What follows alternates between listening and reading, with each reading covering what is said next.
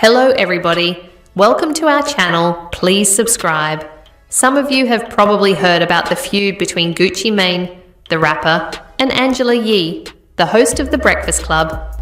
There is currently considerable animosity between Angela Yee and her radio co-host Charlamagne, the God, as a result of her feud with Gucci Mane.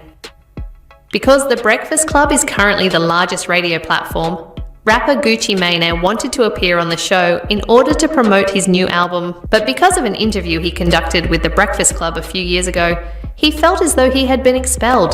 Gucci did share the receipts on Instagram. No, we was cool. I was not on your stop. You did text me what hotel you was in. Never.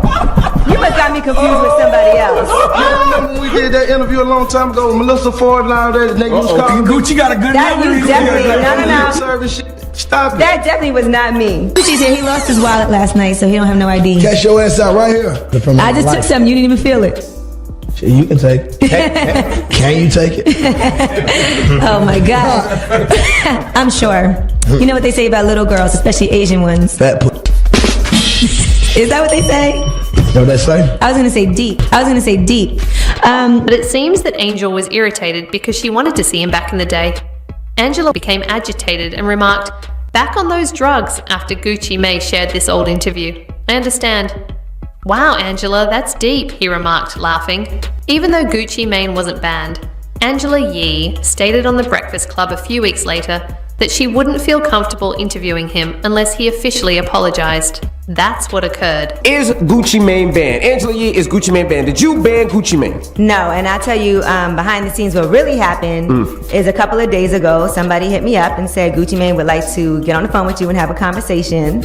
And, you know, he wanted to, I guess, apologize for what he did. And I said, look, I don't do that behind the scenes, apologize, and in public you don't. You said something publicly that wasn't true. You should publicly apologize. And that's what happened. Additionally, DJ Envy supported Angela Yee throughout the entire situation. Gucci has lied to her and to other women in the industry, as Angela Yee pointed out. Gucci mentioned that you texted him that as his final statement. Gucci Mane has a history of lying, and after acknowledging that he had lied, he apologized for these remarks. Now, Angela Yee made a valid point when she mentioned that Gucci Mane has a history of lying about the women he has been with.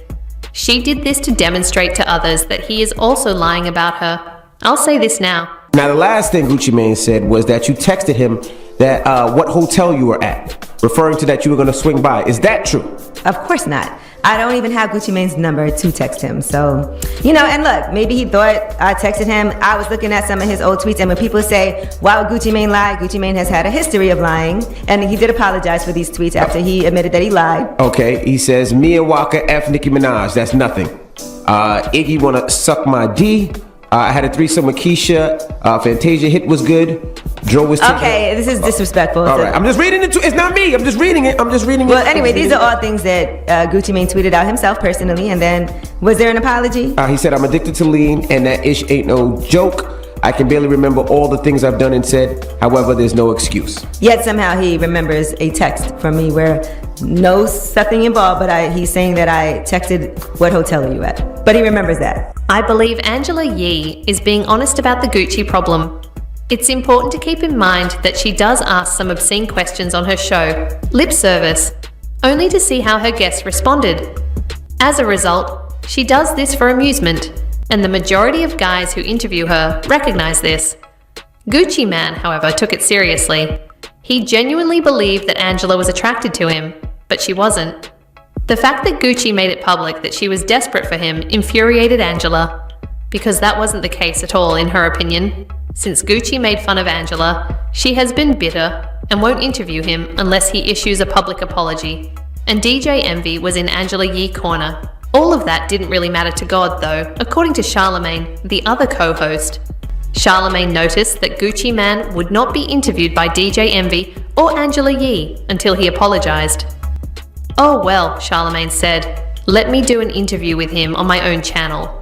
He therefore did just that. Did Gucci apologize? Oh. Word. Oh. You wrong. I didn't apologize to Angela Yee. because I didn't, you know, I'm not, and I hated that she said that I was gonna apologize to her, but I don't know where she got that from, because I didn't do nothing to her. So I didn't feel like I was sorry, you know what I'm saying? But if I was wrong, I would say I'm sorry. People gonna see this and be like, he must be banned, cause why they not in the Man, why he not in the studio? But for the record, he's not banned. I don't even know where that came from. It came from that punk bitch, man. And DJ Envy, he's a pussy too. Envy did it too? Envy's pussy, man. See, he was scared, wasn't even scared to come. You know he's scared. Where he at? But I do got an issue with him too. I got an issue with him now. I'm gonna step to him. Not saying. Just like he stepped to the people who were talking about his wife when they came up there. He confronted them. So I'm gonna confront him about what him and Angela did. And if he come at me wrong, I'm gonna slap the shit out of him. But it's just on him. It ain't gonna be his first time getting slapped. Thus, Charlamagne made a very selfish decision. In order to eventually leave, he is currently creating his own platform outside of the Breakfast Club. He is therefore not truly loyal to anyone. Because he knows a lot of people will be talking about it, he chose to have that interview with Gucci Mane out of self-interest. And that is precisely what took place. The most striking aspect of this conversation is that Charlamagne did nothing but sit there and let Gucci treat his co-host disrespectfully. Following the publication of this interview, Angela Yee issued a tweet stating, "Dang, Charlamagne, the god is just a co-worker and not a friend. Laugh out loud. Angela Yee and DJ Envy. Y'all have been warned." In addition, Angela unfollowed Charlamagne and discussed her feud with him in an interview. And so one of the things stemming from this whole interview, obviously Charlamagne sat down with him. A lot of people are saying that there's some like unsaid beef between you all because he did conduct the interview with Gucci. Is that true? Any truth to that? Would you do that? If it was you and Quicksilver, you guys, would you do that? There would be a discussion first. Was there even a discussion? No, but I knew he was doing an interview. I just think that in general, if you work with somebody and someone's saying things like negative things, nasty, like things you can't even say on the radio in a really derogatory way, whether or not you work with that person, you know, talking about a woman in that way, because I have never called anybody out of their name. Yeah. I think that's the real issue. Like, you can't just sit there and laugh when something like that happens. Gotcha. So I would hope that even up here for you guys, if somebody was like, oh, she's a B, right. she tried to S my, you know, all of that, you would be like, yo, chill. Like, it was really aggressive. Don't talk about a woman like that. Charlamagne definitely sat down with him, which is one of the things that came out of this entire interview. I completely get Angela's point of view. She did have some expectations about Charlamagne's commitment, but as I mentioned earlier, he is not devoted to his co-host. To be honest, I'm not sure if Angela would stand up for Charlamagne either, if she were put in the same situation. Additionally, I must admit that Angela is an instigator.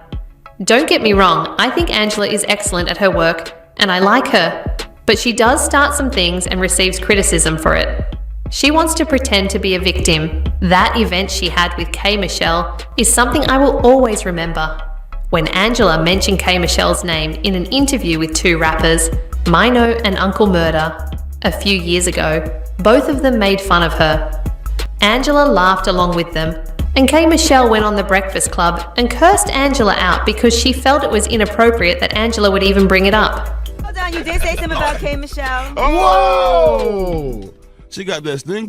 I call it the K. Michelle.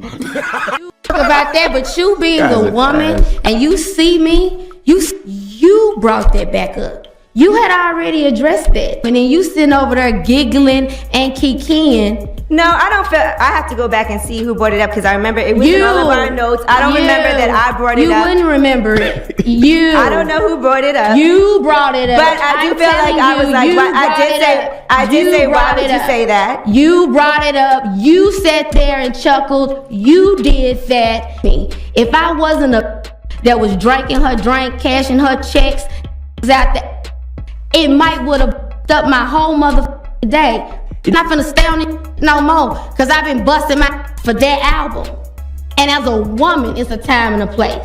You ain't gonna be Oprah like that. You gonna be somebody else. Ricky Lake come and gone. Because it's a time and a place. Because two women, you don't know at what point the first shall be last and the last shall be first. No, I just didn't say nothing. But you brought that up. Not him, not him. And at the end of the day, I ain't with you for that. So let's move on. She hopped right in and continued on it. So if you don't want nobody to do it to you, don't do it to them. So, no. I mean, Toya had a book out and you was coming at her when she was putting her book out. I sure did, and guess why? Because that lady said that I don't have custody of my kid, and that's none of your business. So, that was some real with me and her. Your little petty about my, and if it smell like a Glade candle or a fish market or not, that little is some petty from a woman. Petty.